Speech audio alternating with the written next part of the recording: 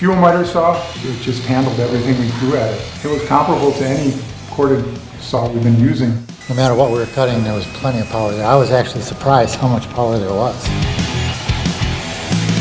Using the fuel miter saw, I don't notice any difference in power from any other corded miter saw that I've used in the past. It does have a lot of power, cuts through a lot of big solid material. I didn't have any problems with it bogging down. The tallest I cut is 5 1/4 inch base, and the fuel has got plenty of clearance. I've cut 3 2x4s at one time. I've cut 2x8s with it. I've had no problem with speed or power.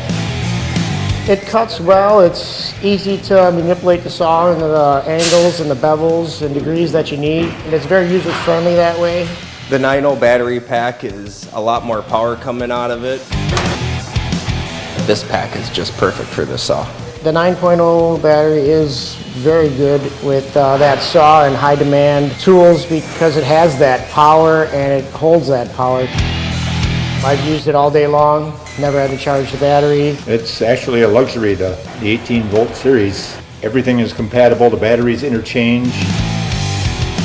Lightweight, convenient, easily carried. There's less setup time. You're not dragging cords around on job sites. The fuel miter saw is definitely a replacement for a corded saw. Definitely heavy duty. It has plenty of power, it's built well, and built in the Milwaukee tradition of strength in their tools.